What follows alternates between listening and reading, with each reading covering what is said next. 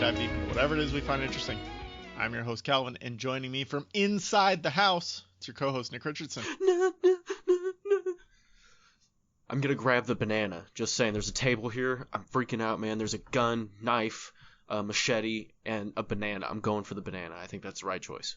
It's the best weapon. Actually, I've seen that a corn cob can make quite a good weapon also. Yeah, I mean, it's good for starting fires. If you want to smoke out the slasher. Now you just stab somebody with them. I saw it. It was in a movie.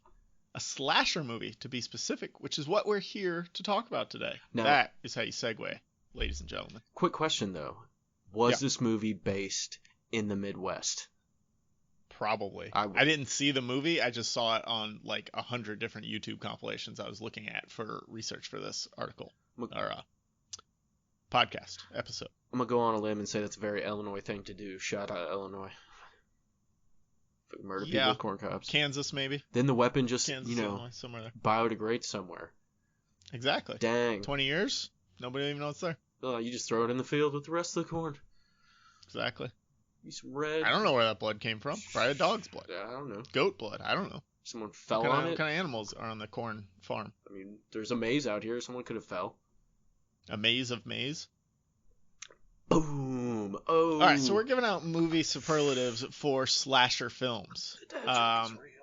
This is a once monthly thing that we do. I'm having trouble with words today. Sorry, my mind has been fried lately. But every 100%. Once a month, we give out these made-up awards to different types of movies. We give out one movie per award and one award per movie. And for this month, we're doing slasher movies. Heck yeah. Because it's Halloween. Well, I mean, in the spirit of Halloween, I'm one of those households that we usually have like a little slasher movie marathon around Halloween. You know, the essentials.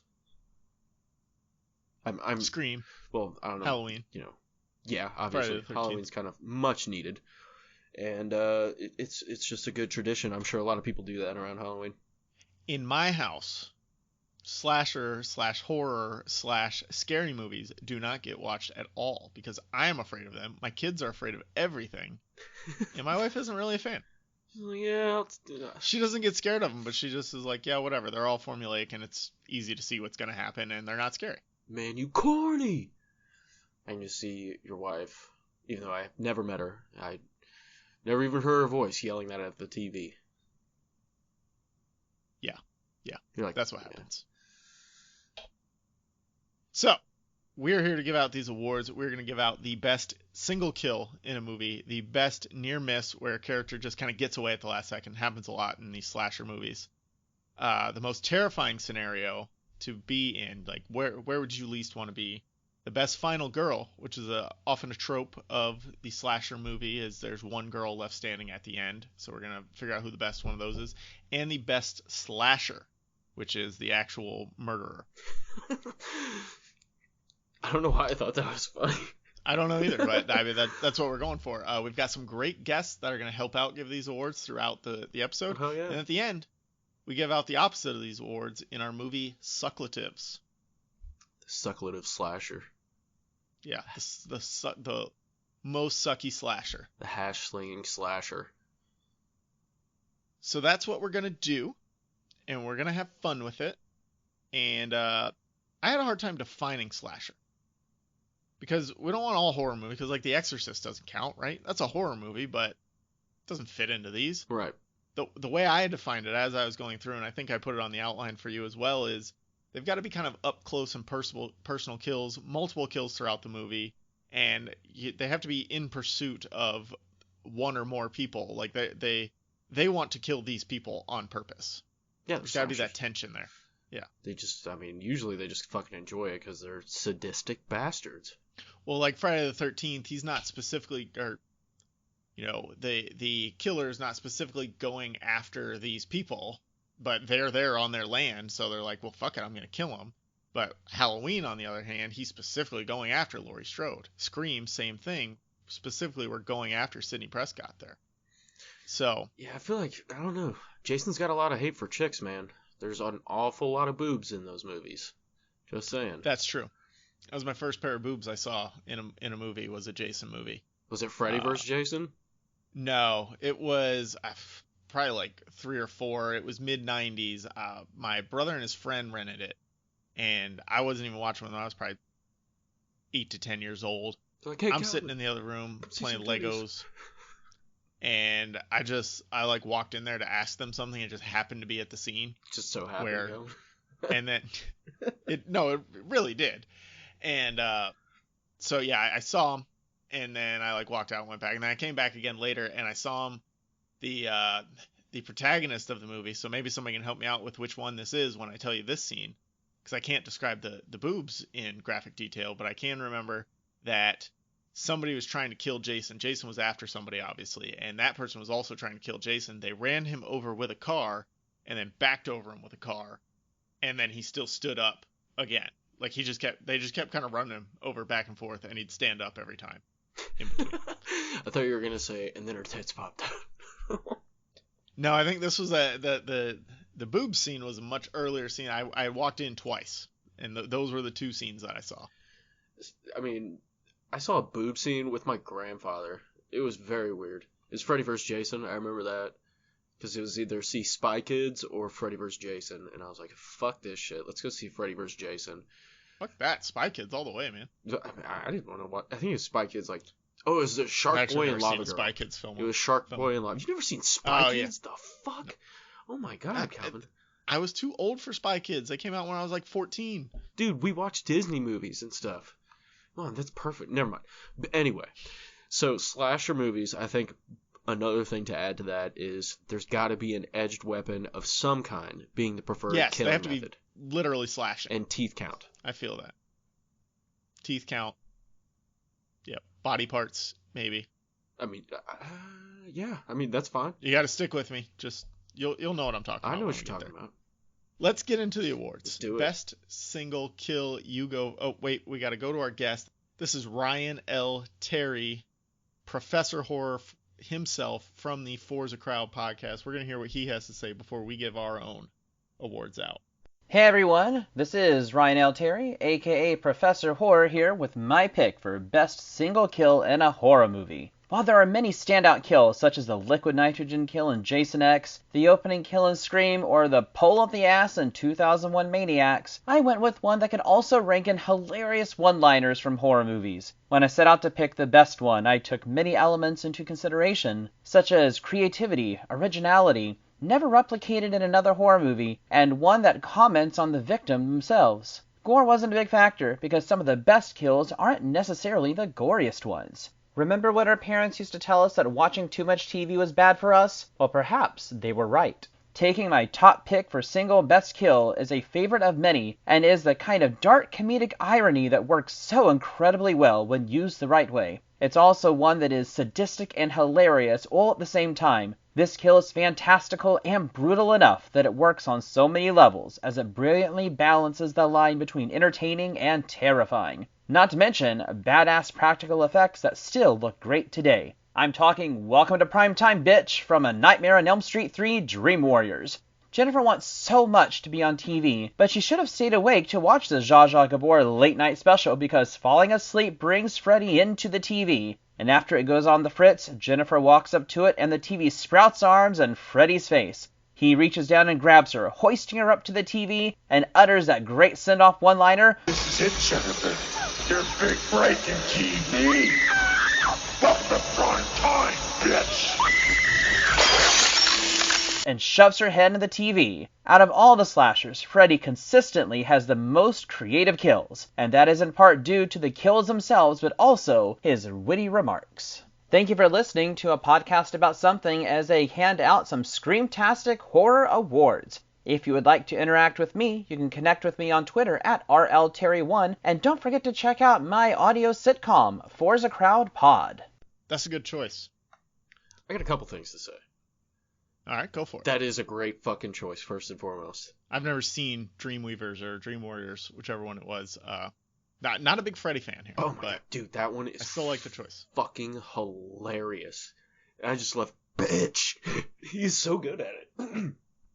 Also, Ryan sounds like Max Middleman, who is a voice actor that plays One Punch Man. Just saying. Or Saitama from One Punch Man. That was very ironic. Noted. Fucking noted. Were those all your notes? No. On Ryan's? Okay. Also, I mean, I gotta Continue. disagree with the gore remark because of my pick, but I don't know if you're ready for it yet. I'm not, because I have some thoughts too. And I don't disagree. I think gore can enhance a kill, but I also don't think it's necessary. I agree. 100%. So I think that's what he was trying to say, but I don't know, maybe. He said a lot of words there. I liked it. But I like a kill that has its own tagline, right? Like, you can say that anyone who's seen Dreamweavers, if you say that to them, they know exactly what you're talking about without, going into describing it. Whereas, like, something from Scream, you'd have to, like, describe in detail what happened throughout, like, most of the kills in Scream. There's one in particular that I'll talk about later, that you know what they're talking about, but, like, most of them, it's just he stabs a guy or he stabs a girl. This one, it's got its own tagline with it. You can really just be like, "Welcome to primetime, bitch." Everyone knows what you're talking about. Yeah, pretty much. And it's legendary, man. You should really just look at a YouTube video of it. It's hilarious. I'm gonna have to. He did such a good job of, like, describing it and building it up. I want to watch it. Since the first time he sent it to me earlier in the week, I've wanted to watch it. I just haven't gone out of my way to, because I've, again, been busy. But let's hear what Nick has to say for the best single kill.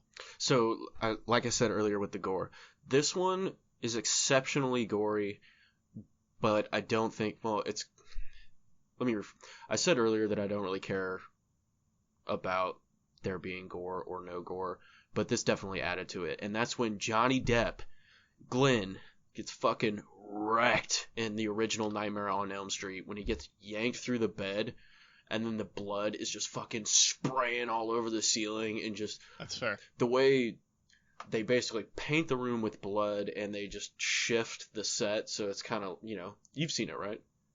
I have not. I've seen that kill. Okay, because it's all over YouTube, and all these lists Right. that I was looking at, it's on all of them. But I have not. The only Nightmare on Elm Street movie I have seen is the remake that they did in, like, 2010, 2011-ish. It's fucking awful. It was, and that didn't make me want to watch the rest. That's fair. But this one... And I know that the original is iconic, and I just don't care that much to go back to it. Let me say, it's not... I don't think it's a great movie, but this is one of those scenes where they just built the tension so perfectly, and being kind of an adversary to Freddy, it was just awesome seeing him, or the love interest of the adversary of Freddy. It was awesome seeing, like, the evil dude get someone close to the main person, and then his mom fucking walks in the room, and just the way it's kind of... The soundscape and everything just works so well. It's the best kill. Yeah, good pick. I've got one of my own. Let's hear it. It is the garage door / doggy door kill in Scream. Oh! Which, this is the only one in Scream where you can be like, that one, and everybody knows what you're talking about. Kind of like what Ryan did with the Welcome to Primetime, bitch. Welcome to Primetime, bitch. Like, you say the garage door kill and Scream, everybody knows about this girl that got fucking trapped in the doggy door and the garage door, and then it got lifted. So this is the best and dumbest kill all in one entry here. Agreed. This dude chased this girl around the enclosed garage for like 5 minutes, and her best thought in all of this was to just try and go out the doggy door that she's clearly too large to fit through. And she's not a big person. She's a normal-sized person. But yet a normal-sized person can't fit through a doggy door. I don't care who you are. So Ghostface just made it simple and quick, eschewing his normal knifely kills. And he's just like, fuck it, I'll open the door. And then he waits for her to be, not quite decapitated, but sliced in half at the very least, right? I mean, fuck, dude. How much horsepower is in this goddamn garage door opener? So, all right, so that's where it's the dumbest, right? Is how the hell can't she get out of the doggy door once she gets in and the garage started going up? Because she got in, so she should be able to get out. Even though, like, she's not big enough to fit all the way through, she should be able to get out the way she got in. Garage doors are also super slow, just generally. And if they have 100 pounds of dead weight, give or take, they're also more slow. Yeah, I don't think they're going to lift, man. Yeah, it's not going to go up. The garage door is not going to go. Even if you don't have the little sensor there to stop it from going up and down when something's in the way. That's a good point. at mid-90s, those weren't ubiquitous yet. Well, I remember we got one at my house sometime in the mid-90s because I remember my dad setting it up. He was like, "Oh, it's really cool. You can't close the door on anyone." You're like, who Not the that we fuck ever does had. that? Yeah. Who's just caught under doors all the time? Fuck, But- man. I remember you couldn't even look at those things when they first came out without him just being like, "Oh, sorry, you couldn't close his door." You gotta give Ghostface a lot of credit here for the simplicity and the ingenuity of killing someone in a garage door when they could easily have prevented it in about 100 different ways. So shout out to Ghostface there. For real. And if you, It's an iconic kill. dude, if you want to be legendary, kill someone like that. Not literally. Exactly. Don't do that, people. That's not. But it, you know what I'm saying. A horror movie. Yeah, if you want to be a legendary slasher, you have to get creative with your kills. You can't just go knifing everyone. For real. I mean, couple That's where garage Michael doors. Myers loses points. Well, that throws the cops off. Not part of your Exactly. MO. Oh no, this girl couldn't have been killed by the Ghostface. No. She got stuck in a garage door. What a moron. Shit, She deserved Johnson. to die. We had 2 killers on the scene. Well, I mean, spoilers, but they did. God damn it. I like that pick, though. Love it. I love when it was parodied. Parodied. You fucking talk today. Jesus Christ. I'm having trouble too. It's a bad day. But, in Scary Movie. Hmm. That was fucking hilarious. The first Scary Movie did a really good job of like finding the right beats to parody and the right beats to kind of keep the tension because they were still telling their own slasher movie within the parody framework. Right. So they did a really good job. And then after that, like the next, I don't think I saw Scary Movie 3, but I've seen Scary Movie 2 and Scary Movie 4. And the Scary Movie 1's the only one that like hits the beats correctly and is actually funny when you hold it up to the movies that it's parodying. Yeah, it's by far the best, but I still... One of them like tries to parody 8 Mile in the middle of it, and it's That's just 3. weird. Fucking love That's that 3, one. yeah. Dude, 3 is hilarious. I got a fondness for, we should do a podcast about Scary Movie. Oh, shit. Okay, you write it up because I'm not that interested in parody films, but okay. All right. Parody films. Podcast about parody films. Maybe I've seen 3. I remember the like 8 Mile scene with Kevin Hart. He's got the dreads. I remember all of that. That is not Kevin Hart with the dreads. Are you sure? I'm like almost positive. Kevin Hart's got a beanie on and a do-rag and Oh. like the whole time. Okay. Kevin Hart is in the movie. I'm just getting him confused with. Okay. I thought he had. Anthony I thought he had the something. dreads. Oh, Anthony Anderson. Yeah. Okay. He's doing the Mekhi Phifer bit. Okay, that makes sense. And so Scary Movie 2 was the one where they were in the house, right? That they were parodying The Haunting and like all of the ghost house movies, basically. Yeah, like 13 Ghosts, Haunted, or Yeah. House on Haunted Hill. Yeah, the little hand guy. The little hand, yeah, I definitely remember that. Maybe 4's the one I haven't seen. 4 is the rest. I know they after do War 3 of the are- Worlds in that one. Yeah, not good. I mean, No, well, because that's not even a scary movie. right. I think Charlie Sheen opens with falling on his dick. Let's move on to the best near miss. Let's do it. We've got one of the guys from Bring On the Weird podcast to give out his best near miss before we give out our best near misses. Hello, this is Will from the Bring On the Weird podcast. My pick for near miss in a movie is going to be from the Night of the Living Dead 1990 remake. It's been 30 years since that movie. I probably saw it about 25 when I was 13 or 14. Man, that's crazy.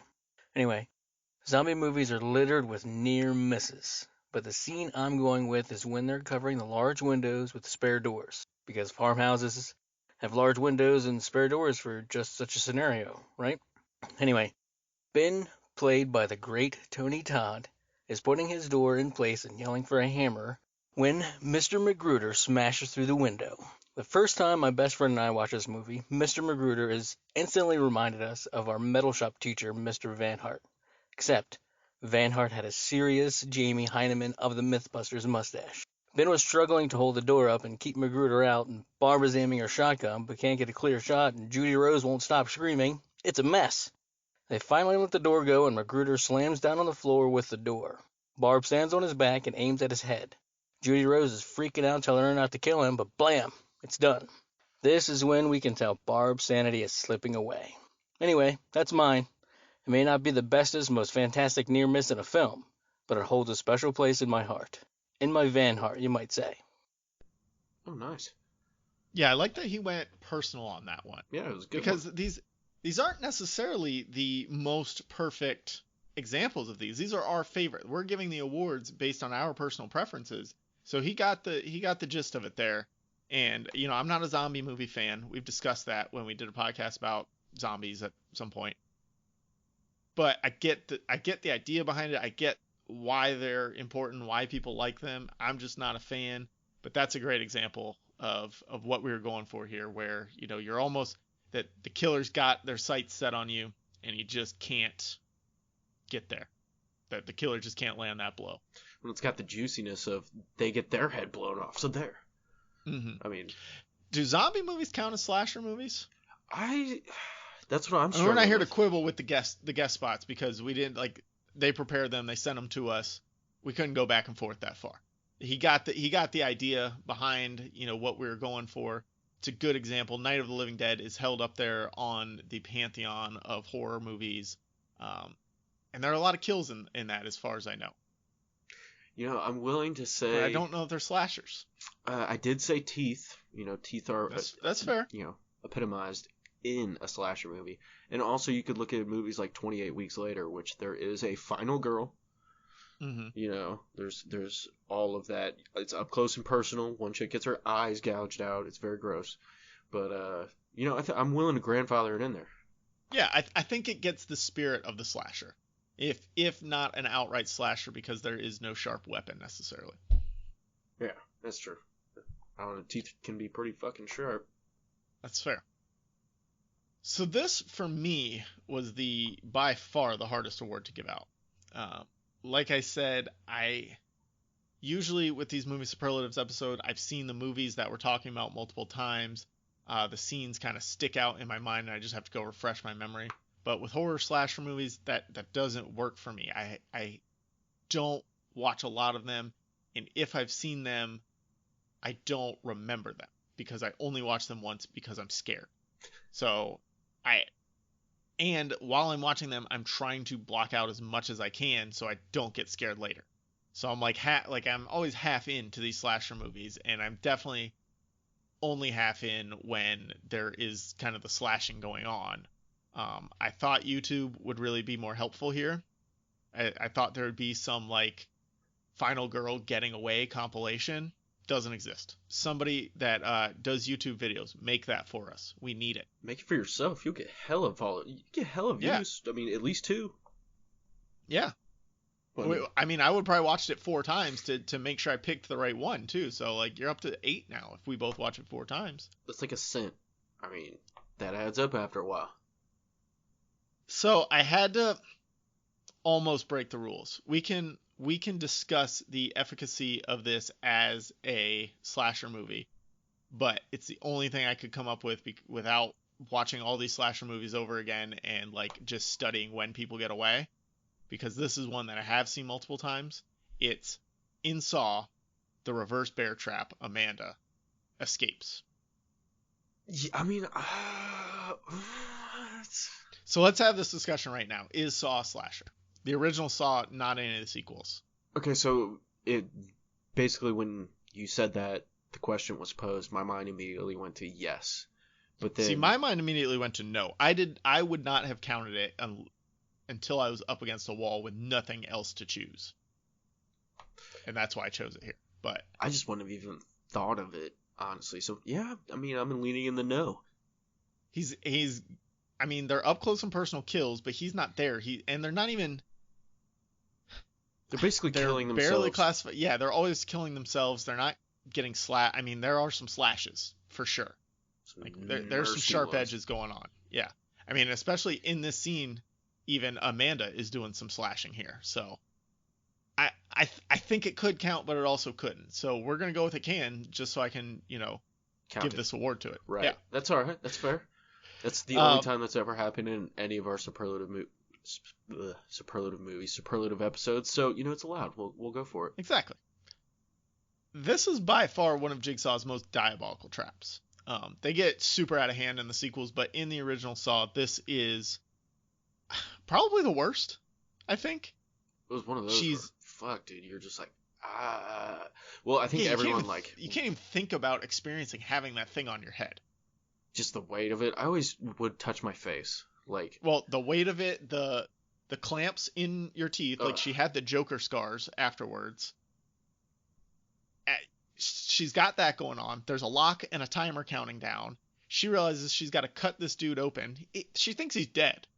So, she's got to cut open his stomach to get the key out. But then he wakes up and she just keeps going. And I think at this point, once you've decided to gut a guy, it doesn't matter if he's alive or dead anymore.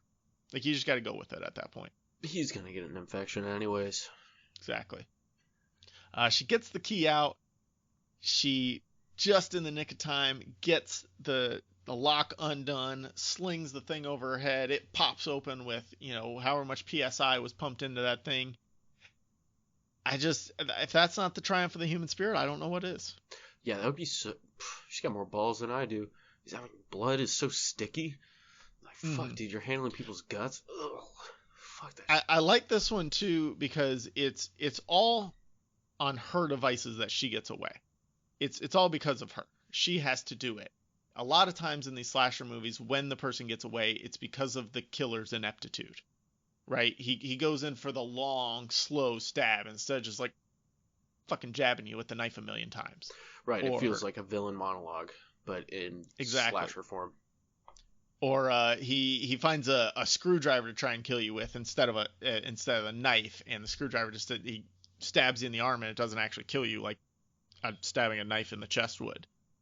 So I like this that the trap is perfectly designed, and because it's perfectly designed, she's able to escape because that was part of Jigsaw's whole thing. Right.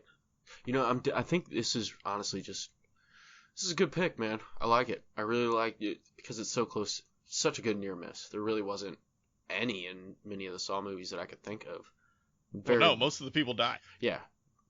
I mean, I guess also the doctor technically gets away in Saw 1 because he comes back in Saw 7. Spoilers.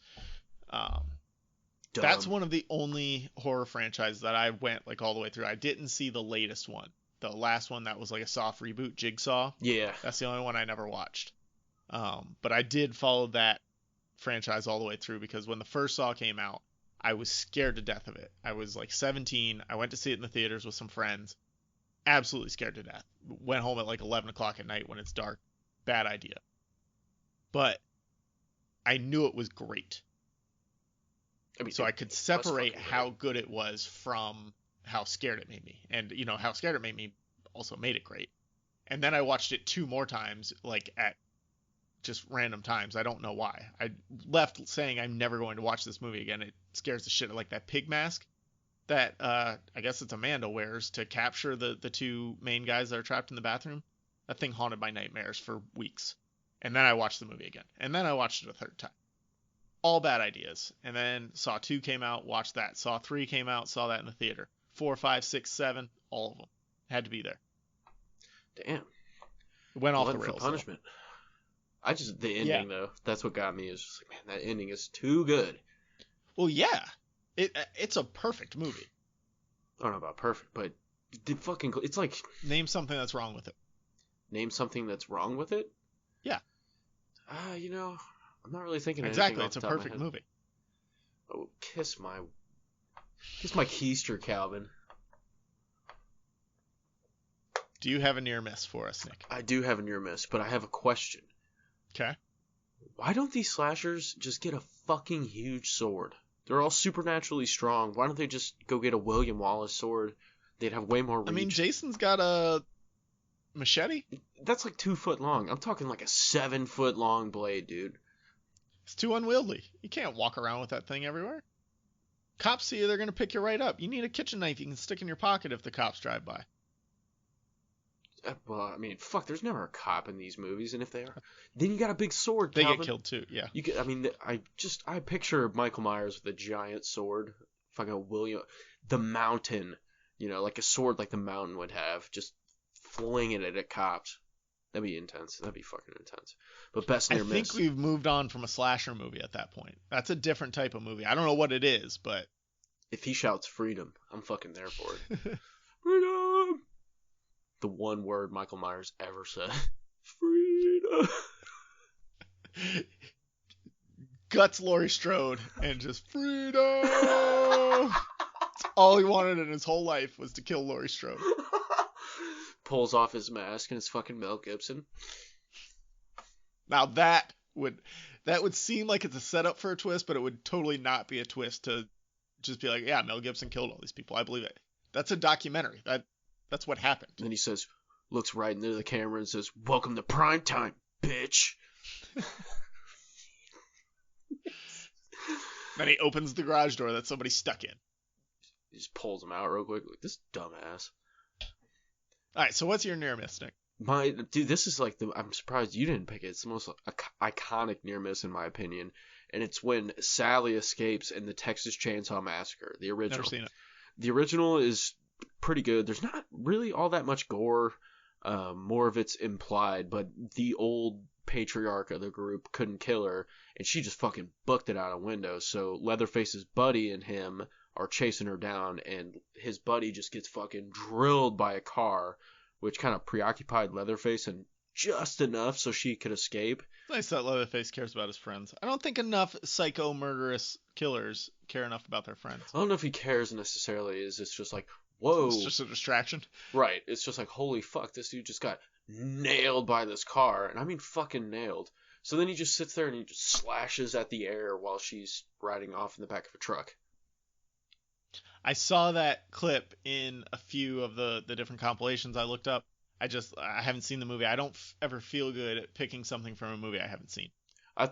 That was one of the few movies, because I saw the reboot of it, and I just thought it was god awful. So I went back and watched the original, and I wasn't super impressed with it either. It's just not really my style.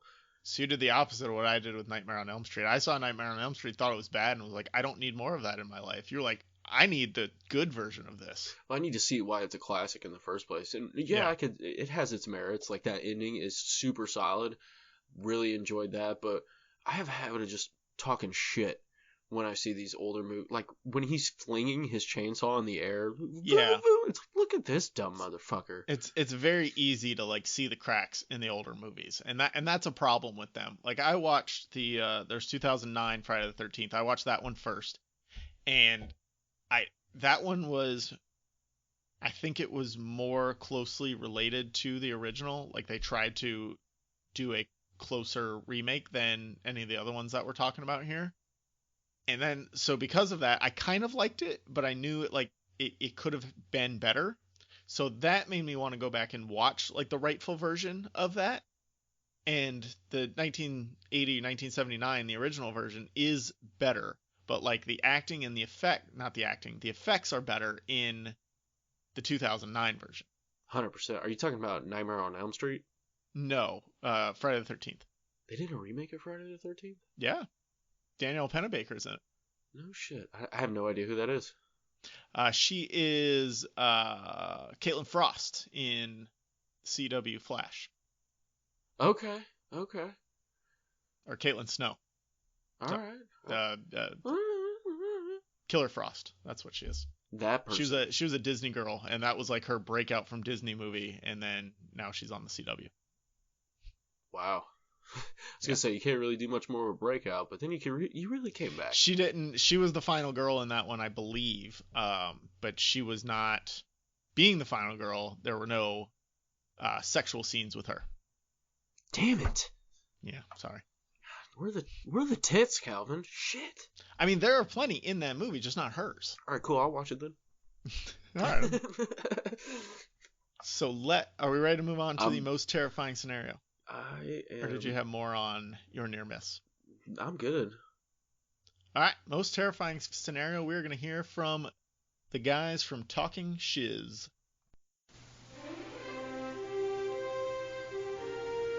Hello, this is CJ. And this is Maddox. And we're from Talkin Shiz. And we're here tonight to give away the award for the most terrifying scenario. Which movie would you least likely to be a prey in? You want to be a prey in. And the nominees are Nightmare on Elm Street. And then, of course, we have Brightburn. Child's Play.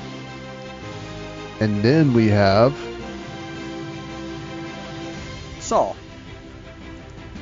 And the winner is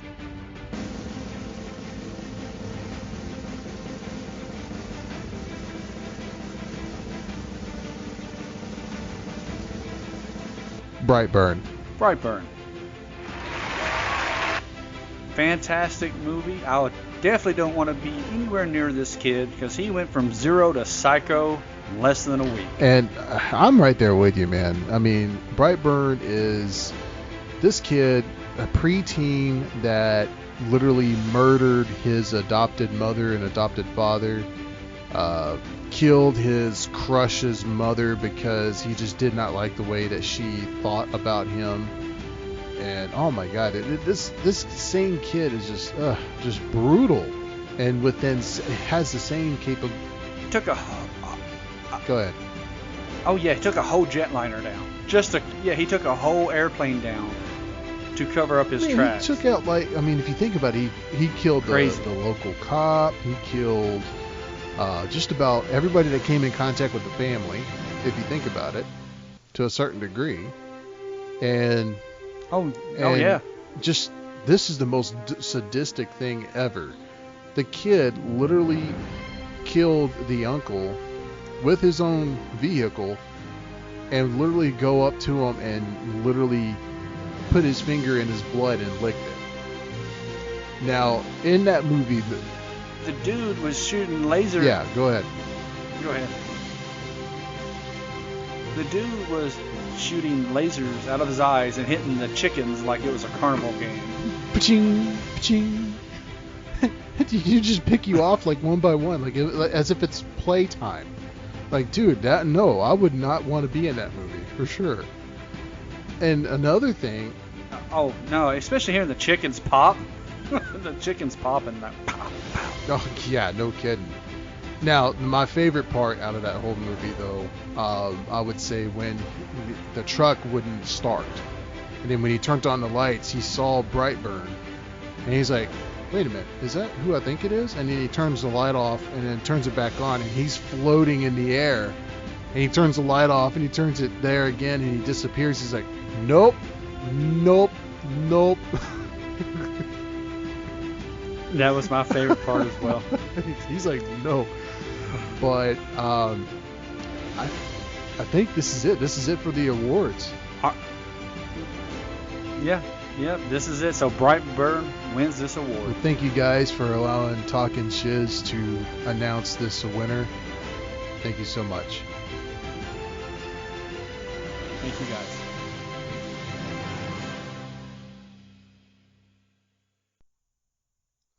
No, thank you, Talking Shiz.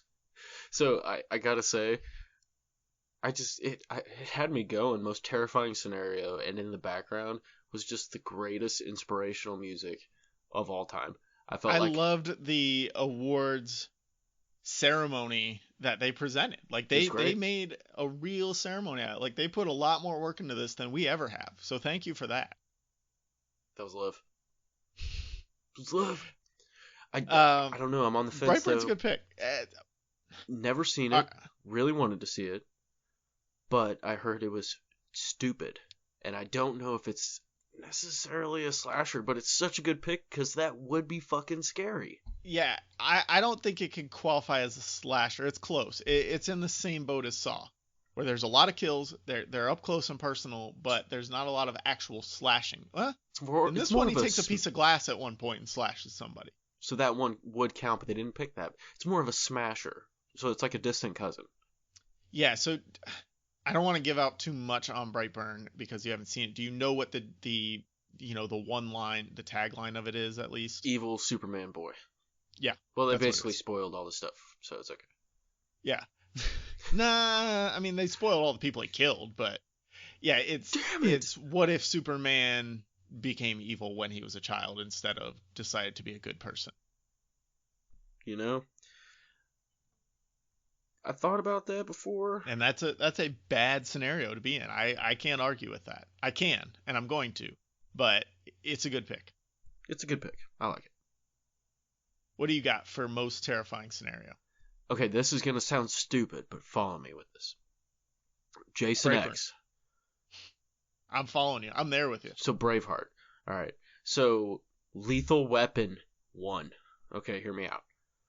Never mind. Jason X. Jason X. I'm with you. It's I understand it. Have you seen that movie? No, but I know what it is. It's fucking terrible. But hear me out. So the Earth is overrun. We go to the stars. Jason is just, they're like, hey, look at this giant fucking creature. We're going to freeze him up, reanimate him in 2455, and so he can be sold. I think that's the same year as Hellraiser 4 takes place. Ooh, shared universe. I really wanted to try and find a way to fit Hellraiser 4 in here, and I didn't remember enough of it. You're welcome for that. But he comes back alive on a goddamn spaceship, is killed, then is rebuilt as a cyborg in fucking space. No thank you. That would terrify the shit out of me. And you're trapped in space. Right. Yeah. On a spaceship in space.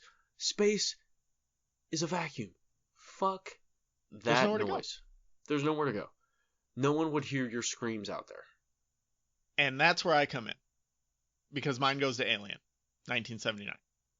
This was my first initial pick, but honestly, I'd be a little more scared of a cyborg Jason. Than a fucking xenomorph? Yes. Xenomorph is faster. Xenomorph is more powerful. It's bigger. It's got teeth it can kill you with. It can impregnate you with the chest burster that can kill you. It can just stab you with its claws at any moment. Tail. Also, Don't forget the tail. you're trapped on the spaceship.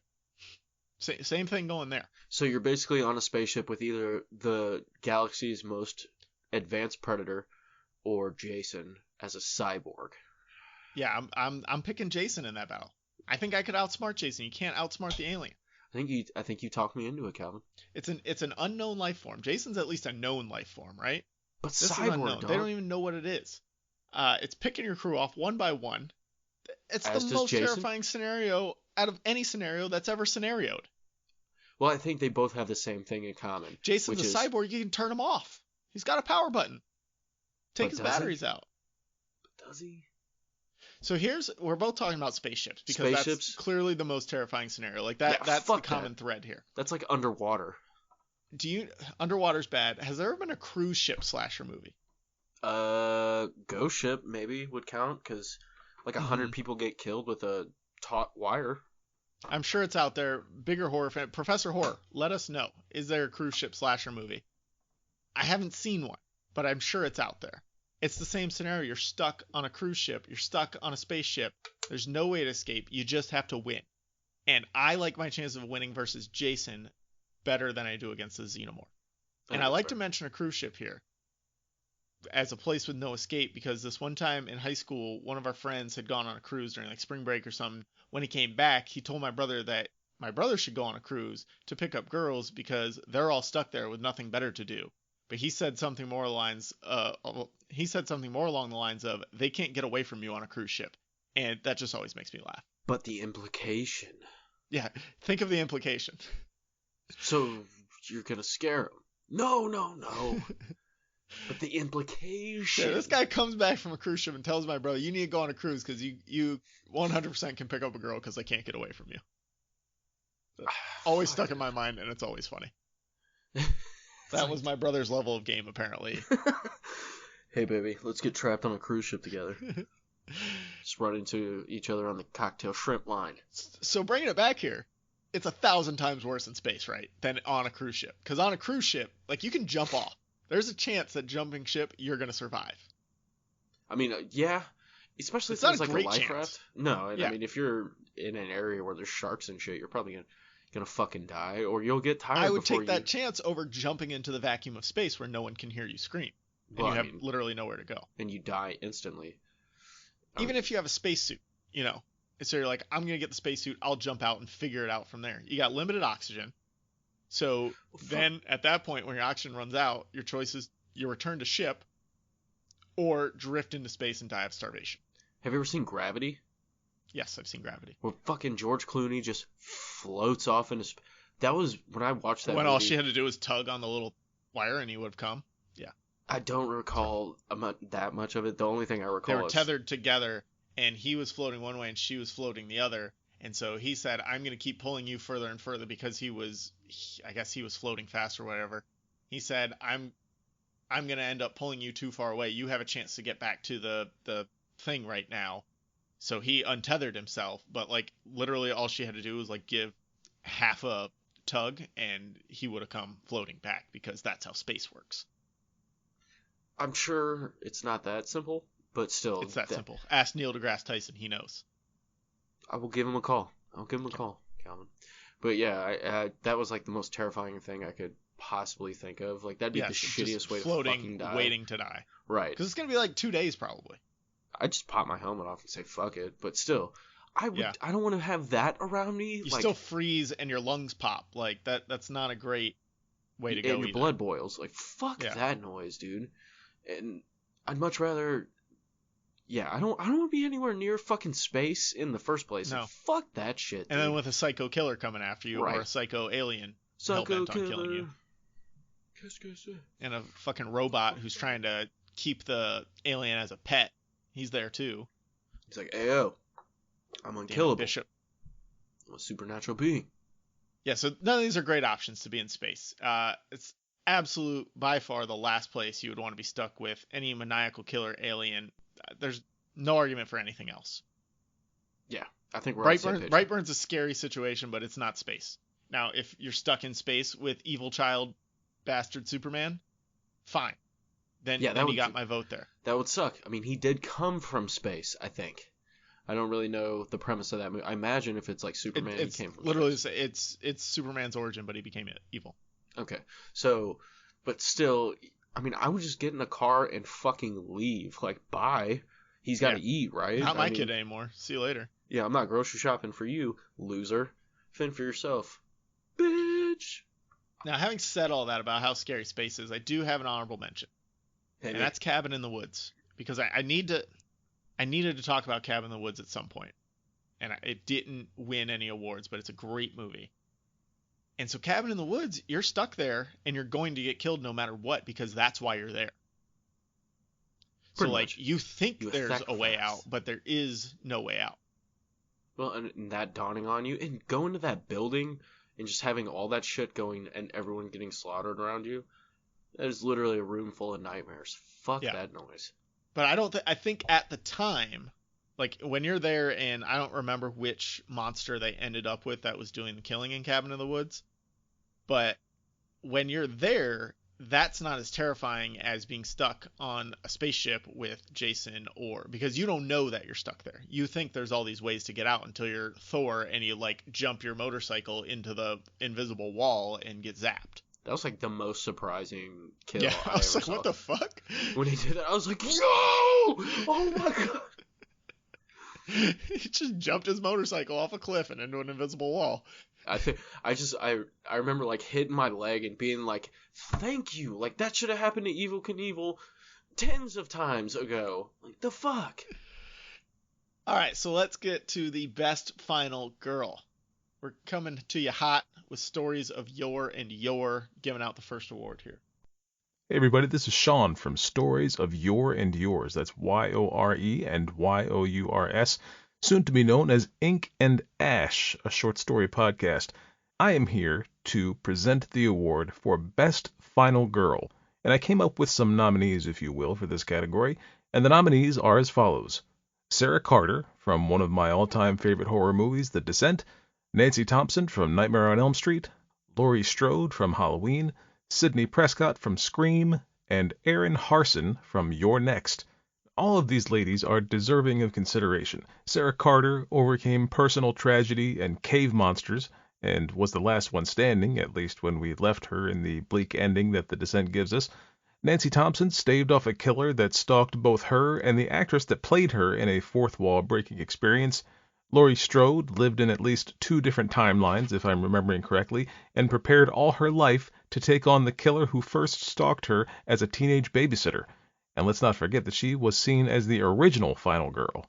But, in a bit of an upset, I went with Erin Harson. Laurie Strode, you see, gets plenty of love, and she is the chalk pick here, but hear me out.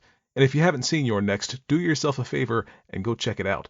I'll try not to spoil too much, but essentially, most final girls are resourceful, but just kind of barely manage to survive.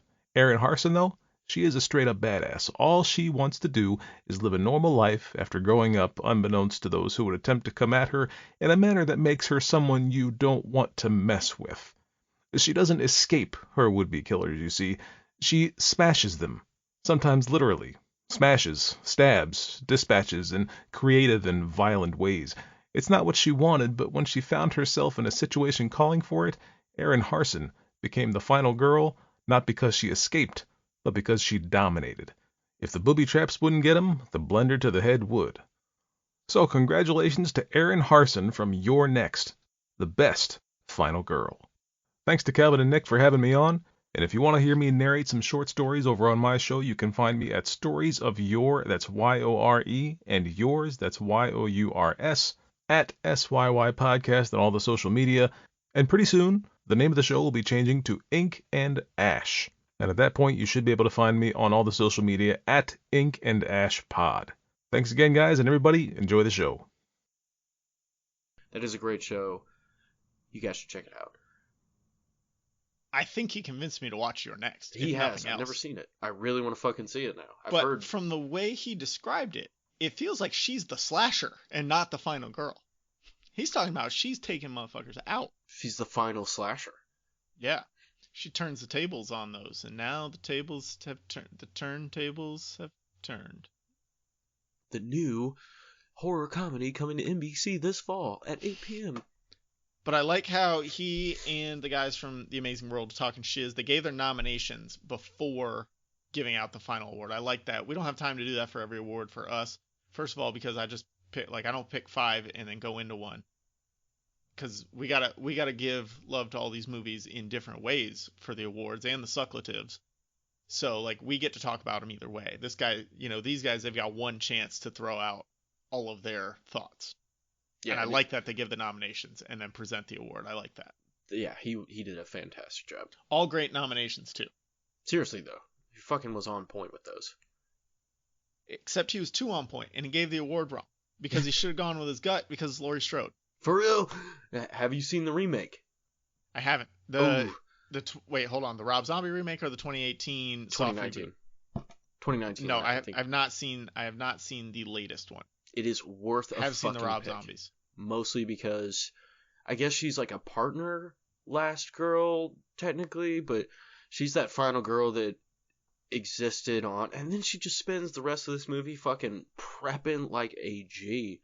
Her house is... Well, she turns into like Sarah Connor, basically. Pretty much, dude. It's fucking time. That's what I would do. If I had some motherfucker chasing me with a goddamn kitchen knife, just appearing everywhere I went. Yeah. You already know. Get a gun. I'd have a shitload of guns. I'd move to Florida and have as many guns as I could fucking have. Or Texas. Texas is better for guns. Yeah, they have a lot. Florida's got crazier shit going on here. Yeah, they have fucking zombies. As he said... There are a lot of qualified final girls, each one muscling their way to the finish to defeat their slasher at the end of the movie. I mean, his choice was good. I haven't seen that movie, like we said. I think 2 really stand above the rest. And it's Laurie Strode, as mentioned, and it's Sidney Prescott from Scream. And we got to break the rules a tiny bit here, I think. Because I think Laurie Strode, you have to encompass all of the Halloween franchise. Usually we just give it to one movie.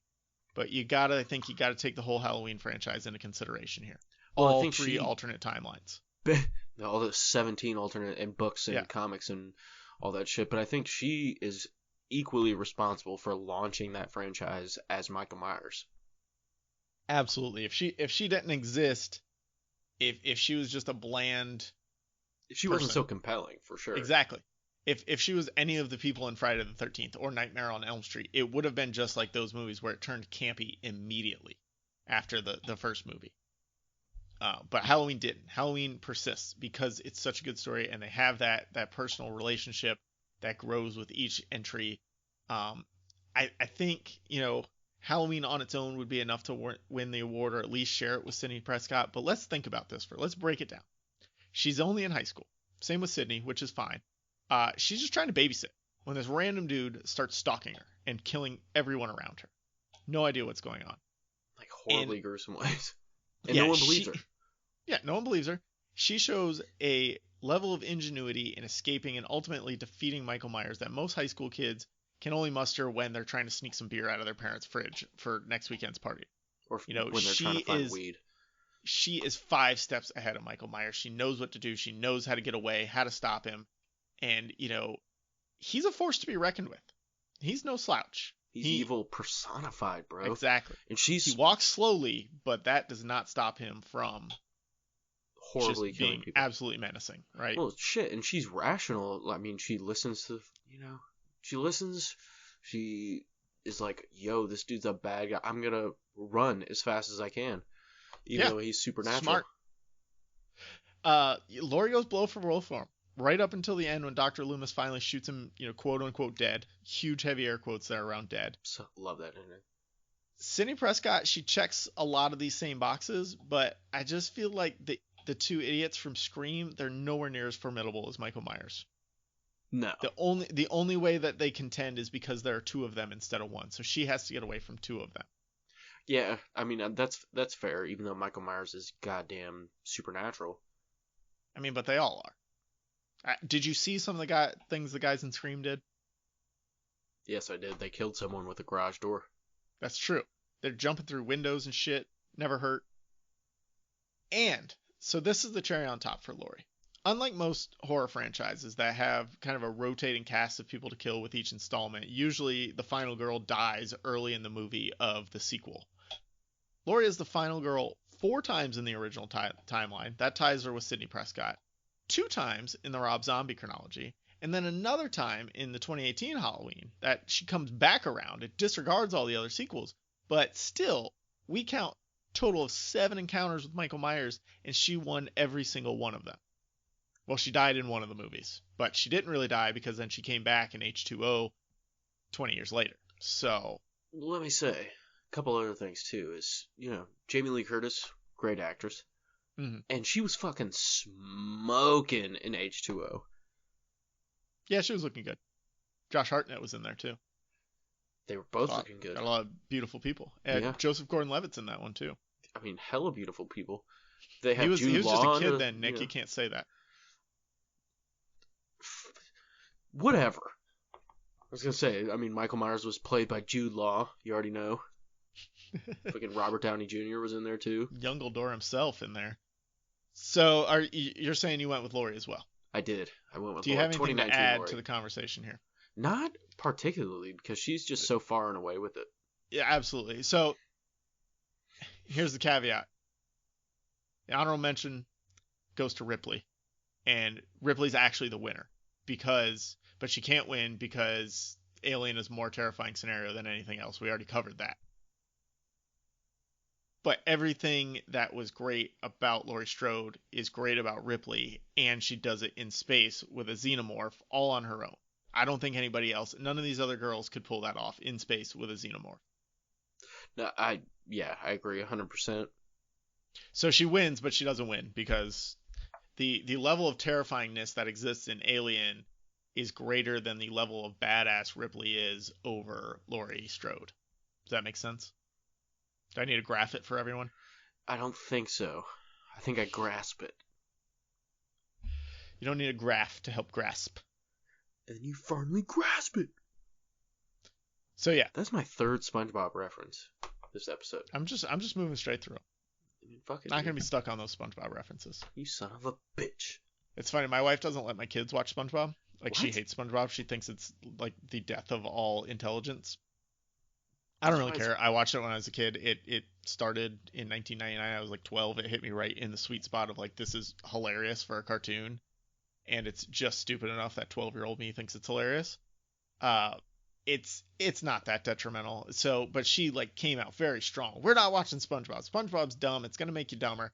You're not allowed to watch it. So obviously that's all they wanted to watch, and you're just like, now they watch it. They watch it in secret. Nah, she gave up on that battle. As soon as I started watching it, she's like, I'm not going to win this. Right?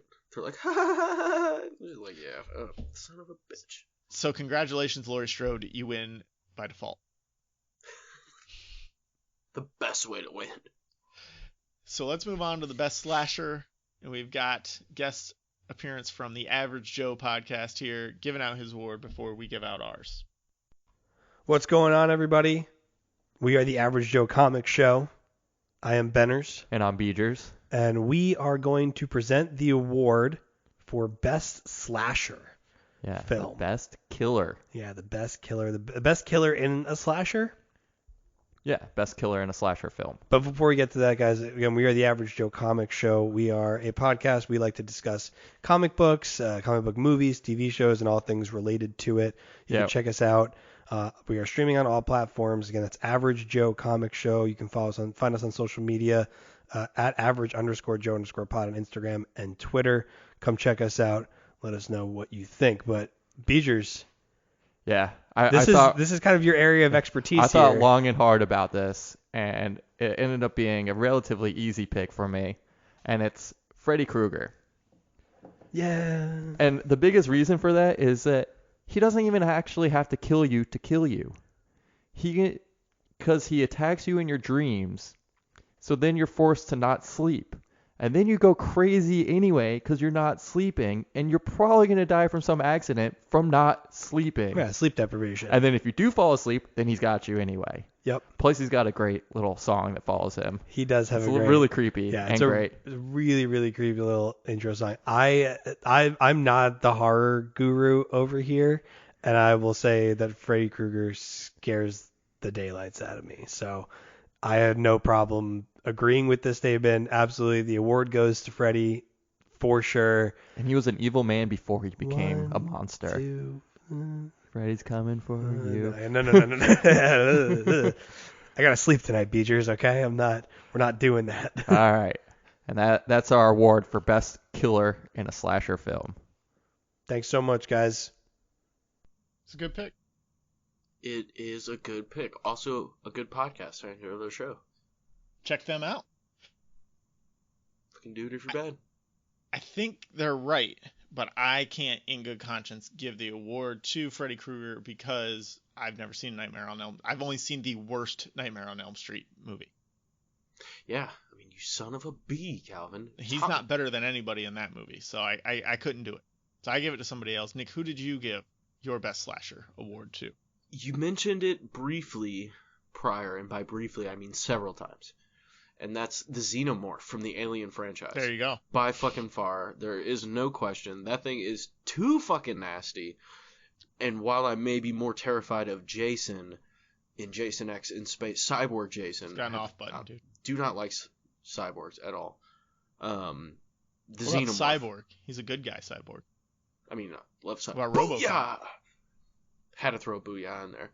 But, dude, this thing is just made for murder. Let me just fucking throw that acidic blood. It's got the I forgot the acidic extendo blood. jaw. It's got a hard carapace. It's got a slashing tail, claws, gnarly teeth. That's the whole reason I put teeth in the qualification for slasher. And I mean, it's just the chest burster. It's right, and a chest burster. It's a fucking apex predator. It can kill you in so many ways, and I love that it's incredibly intelligent. Like, it reminds me of a souped up cat. Like, if the devil was like, hey, let me just take this kitty and make it a murder machine, that's what you would get. But also make it look like dicks at the same time. How does it look like dicks? Look at some pictures of the Xenomorph. It's got a big dick coming out of the back of its head. It's got dick-like arms. It's got dick-like tail. There's dicks everywhere, Nick. It's fucking dicks everywhere. I can't disagree with you. I agree 97% because I went a different way. And that's mostly because Alien is still the most terrifying place to be.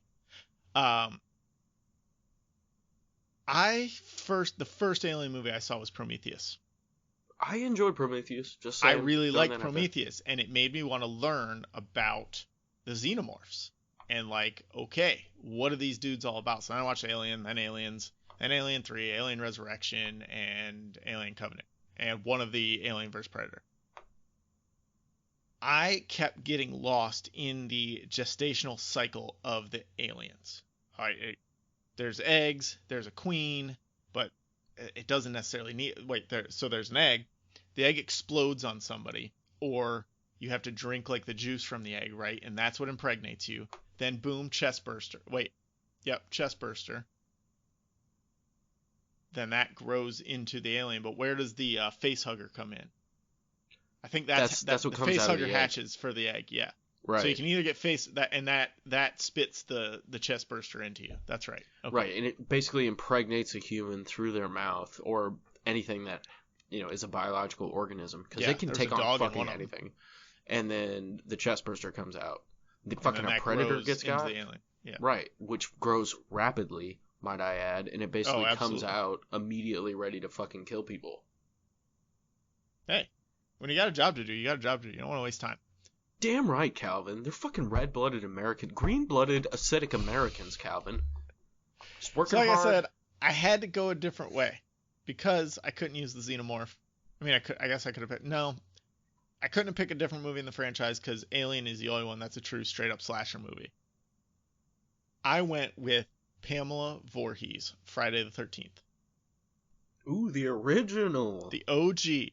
So Jason gets all the accolades for Friday the 13th and the whole franchise, but he wouldn't be able to kill anyone if his mommy never paved the way in part 1.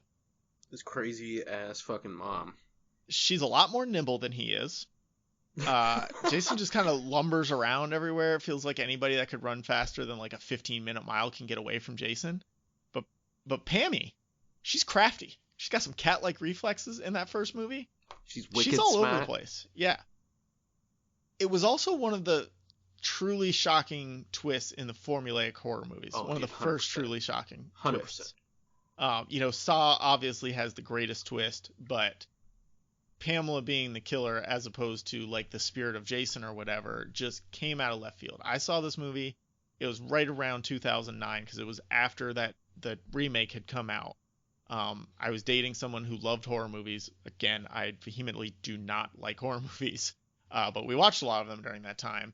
And the reboot just came out, so we watched that. Then we went back to watch the original.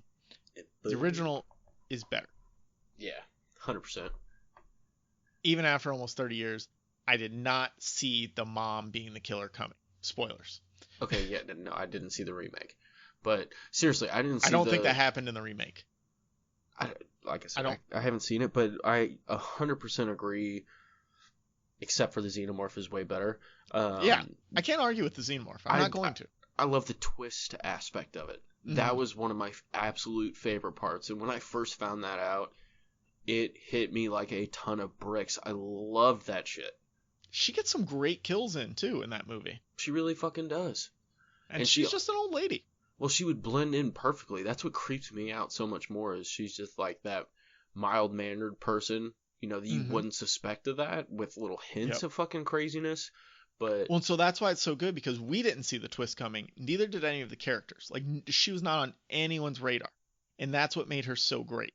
It was unexpected. It was fresh for both watching horror movies and even within its own movie. It was unexpected and fresh. Hella fresh. And what I liked about it is somehow that's one of the twists. Obviously, we just spoiled the shit out of it, but that's one of the twists that has if you haven't seen it yet, kind of gone under the radar for all this time. Was it 40 years now? It's overshadowed significantly by the sheer amount of movies. Yeah, everyone knows Verbal Kint is Kaiser Soze. Darth Vader's Luke's father. Bruce Willis is dead the whole time. But Jason just gets so much publicity in this franchise that his mom just nobody even pays attention to her. Pretty much. And there you go. We just spoiled a bunch of movies for you. Enjoy.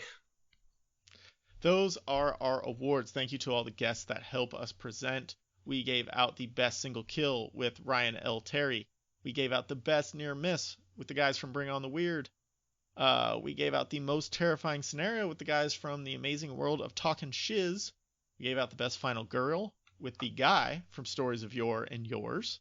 And we gave out the best slasher with the guys from the Average Joe Comic Show. So thank you to all of them for involving themselves in this. Thank you. We got a couple of real quick things, and then we'll get to the sucklatives. Nick, any categories you think we missed? Least plausible weapon is one that came to mind. Okay, I went with best weapon. So most the exotic? Yeah. What do you think? We're all centering around weapons here. So least plausible for me would be like the cup in Chronicles of Riddick. Because technically he's a fucking slasher. Okay. Just saying. When he kills someone with a cup. Most exotic weapon? There's that. Best environmental kill? Ooh. You like that? I like that. And last but not least, something hella misogynistic because they're synonymous with horror movies, and that's best jugs. Just because. I don't I don't have I don't have a photographic memory of the jugs in all the movies that I've seen. My brother was obsessed with horror movies, and that's how he would get me to watch them. Because I was terrified of horror movies as a kid. I fucking hated them. I still am. But I was also a teenage boy at one point. So, I mean, tits, man. That's how. It's like, be sitting there watching this scary ass movie. I'm terrified for 3/4 of it. It's like, where are the tits, man? I'm trying to see this shit. Oh yeah, this one. This is House of 1,000 Corpses. No tits here. Sorry. You can see some dead tits, and it's like, fuck this shit, man. Centering around the whole weapon, like I said, I don't have much to add to the jugs conversation, but around the weapons, the hook the hook hand from I Know What You Did Last Summer, it's an unwieldy weapon, but it's badass. To an extent, but it takes a lot of skill and determination to use a hook to kill as many people as he does. For real though, you'd get that stuck in someone so easy. We'll come back to it. Don't worry. The hook will make another appearance. Hell yeah. So, all right, last thing before we get to the sucklatives, do you think you could survive a slasher movie? Dude, 100%. Mostly because I'm not a fucking idiot. If there's a bad guy chasing after me, I'm getting in a vehicle and driving away. If there is no access to a vehicle, I'm running the fuck away. If I'm broken, I'm rolling away. I don't give a shit, dude. I'm taking the fuck out of there. Fuck that noise. The answer is I could survive some, but not all of them. Looking straight at you, Alien and Jason X.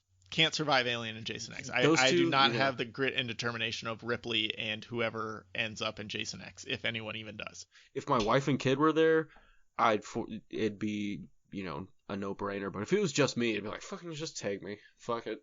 I'm out. Definitely Halloween and any of the Friday the 13th other than Jason X, I think I could handle. If the protagonist or antagonist has a dick and a set of balls that I can kick really hard. I feel like that happened to Michael Myers and it didn't do anything. He's a eunuch. It's fucking berries. And then, so like the first Friday the 13th would be tough too, because even if you get away from Mrs. Voorhees, Jason is like waiting in the lake to take you out at the 11th hour, so that's rough too. But most Jason movies, most Halloween, Michael Myers, I think I can get away from the two of them. Freddy, he'd be tough to get away from because I couldn't not sleep. I gotta sleep. I get very cranky, Calvin. Very cranky. Plus, you gotta sleep. They're just like you said. They're slow. They're plotting. They just take their time to do everything. Even when they caught you and they're about to deal the death blow, they're just so super slow about it. Like, I can get away. Just get out of town. Well, at the same time, they're surprisingly regional. So fuck you. Just drive away from the lake, yo. You're good. Get out of Crystal Lake. Get out of Haddonfield. Like, it's not that. Get on a fucking plane. Go to Mexico. You're done. It's over. Walk down the road. Like, fuck it. Yeah. It's not that hard to run away from a killer that refuses to move more than half a mile an hour. He's like Sam Gamgee. He's like, this is the furthest I've ever been. You don't even have to run, man. Just do your grandma power walk. You get out of there. No problem. I'd be fucking throwing oil all over the ground. I'd go full Macaulay Culkin. So I think the problem here, you and I, we understand. I think the problem here in these movies is that the protagonists are too worried about getting everyone else out alive. Like, they're worried about everyone around them. And you can't do that with a slasher. And let's preclude our significant others and our children from this. Correct. We're single men by ourselves. I do not give a shit about anyone else. Yeah, I'm getting bye. Sorry, homies. You got to look out for number one in these situations. Like in the Matthew Lillard, Dak Shepard, Seth Green classic Without a Paddle. They're about to be attacked by a bear. And Lillard, he's tying his shoes up. And Seth Green asks him what he's doing. He says, I'm tying my shoes. It makes me run faster. And Seth Green replies that he can't outrun a bear. And he says he doesn't have to outrun the bear. He just has to outrun Seth Green. That's it. That's all you got. That's the attitude in a slasher movie. He's got a knife. 100%. Run away. I'm not trying to get cut up. Fuck that. If he grabs a gun, all right, now do some zigzags when you're running. No Rick and Starks here. I was trying to explain that to my wife the other day. The guns are incredibly inaccurate and people are shaky. Yeah. I mean, I don't think Michael Myers would be shaky. He's stout. He's pretty stout. He could be shaky, though. He's got the shakes. When does he eat? He doesn't have to, man. He's spawn evil. Of Satan. incarnate. Yeah. Just gonna say, All right. he probably stinks like shit. Just throwing it out. Absolutely. 100%. Fucking. He's out in the woods killing animals and shit. Yeah, he's gross. On that note, let's move to the movie sucklatives. The moment you've all been waiting for. Hell yeah. These were kind of harder than the superlatives because I feel like the reason you watch a slasher movie is kind of for the bad campiness of it. So, like, a lot of it's fun even though it sucks. Right. So let's go for the worst single kill. What do you got? Fucking Shannon Elizabeth. I'm trying to think what most people... American Pie, most people would know her from Shannon Elizabeth. That's time to show. Yeah. Her character in Jack Frost. Have you ever seen that? I've seen the Michael Keaton family movie, Jack Frost, not the slasher movie. Horror slasher version where she gets into a bath where Jack Frost, the snowman, basically liquefies, takes over the water, freezes her, bangs her, all while bashing her against a wall until she dies.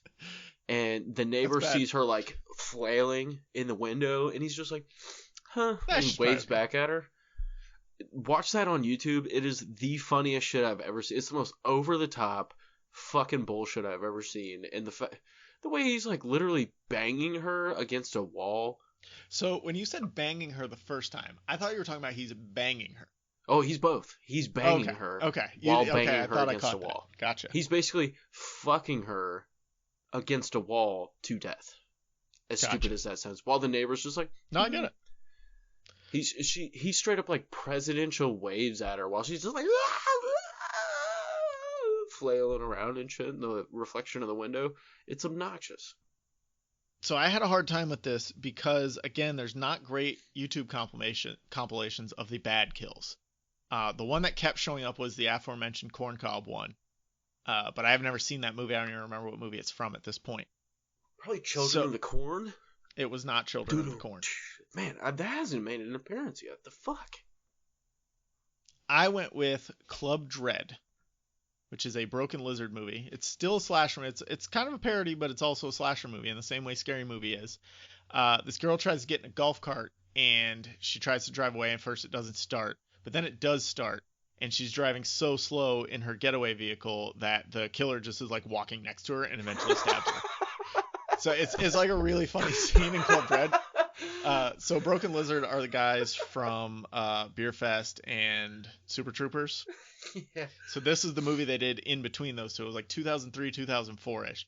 It's really funny. They go to like this sandals type resort, they all are at the 5 of them are at the sandals type resort for whatever is like a couple of them work there, a couple of them are on vacations, whatever.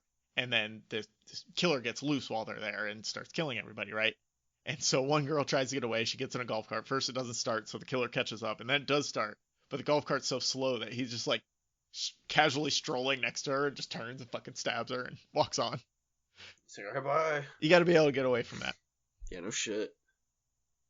Golf carts can haul ass sometimes too. The worst near miss. I thought there were 2 ways to go with this. I could have gone silly like Club Dread, or you could go with the one where no one was actually missed. And that's where I'm going with this one. So I'm going Cabin in the Woods because absolutely nobody got away in this movie. The people in the cabin all died. The people controlling the cabin all died. And seemingly the world was overrun by monsters. So there were a lot of bad near misses in this movie because nobody missed, they all died. Pretty much. Yeah. So that's how I had to rationalize this in my mind. There you go.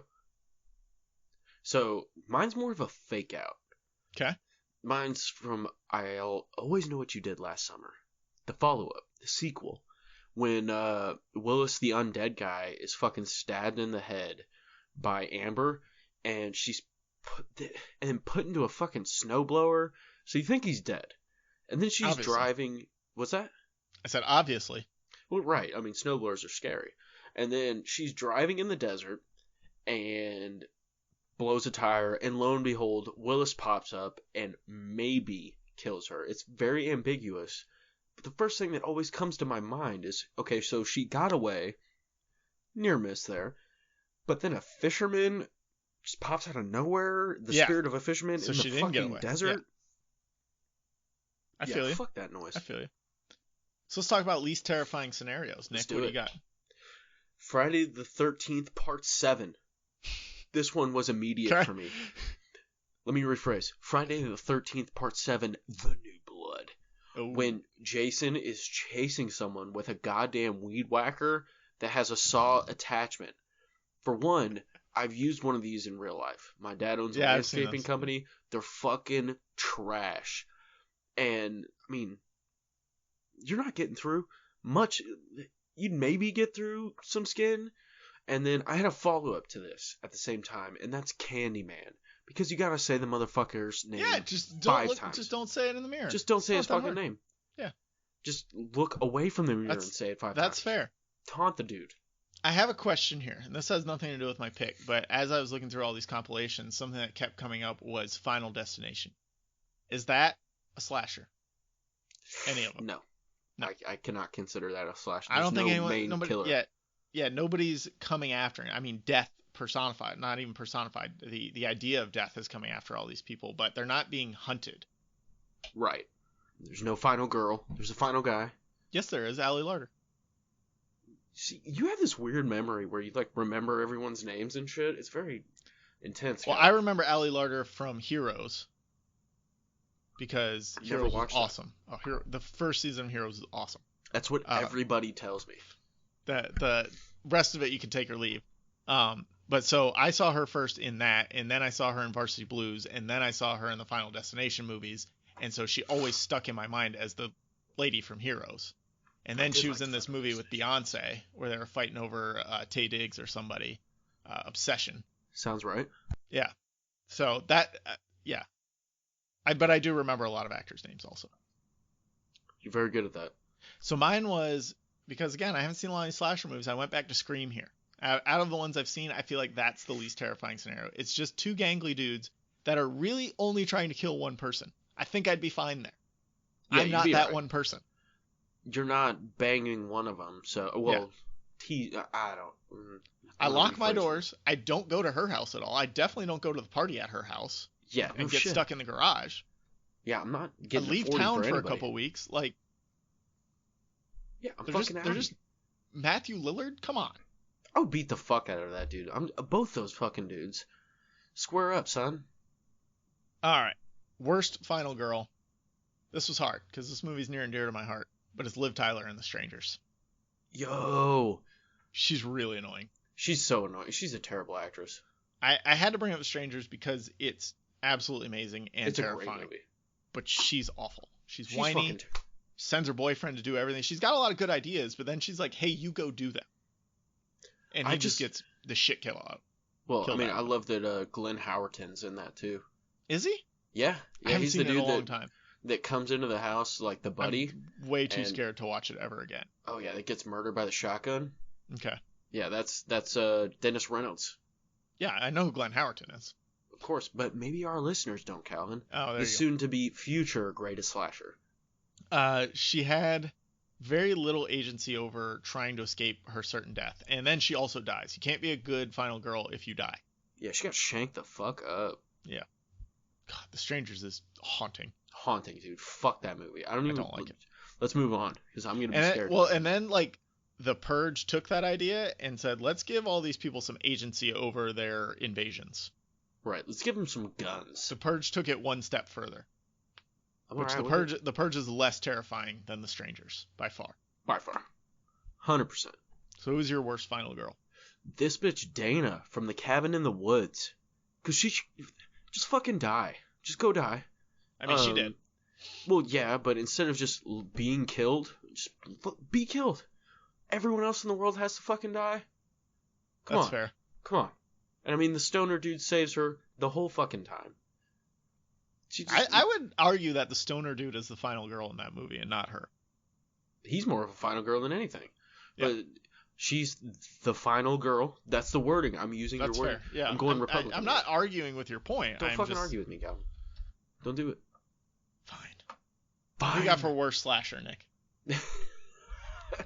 Move right past it. Worst slasher is this one was so easy for me it wasn't even funny, and that's Chucky of the Child's Play franchise. Because I would punt the dog shit out of this fucking Another one doll. very easy to get away from. For Chucky. real. For He's a doll. God's sakes, dude. It's a fucking doll. And, I mean, I'm creeped out by dolls. Don't get me wrong. But I'd go to the gym, and I'd just wait for this fucker. There's mirrors everywhere. You'd see him creeping up. And, I would, get a golf club, like something that, get a steel-toed boot, and I'm good to go. Sell him in a garage sale. That's all you need to do. I'll just kick him. Fuck that dude. If he's gonna keep coming after me, I would have such a good time. If I could get like the weapon away from him, I would just spin him as fast as I could and then throw him off into the distance into like the water treatment plant or something. Throw him in a big pool of shit. All right, that's fair. Fuck that guy. I fucking hate Chucky. That was my most fearful character as a kid.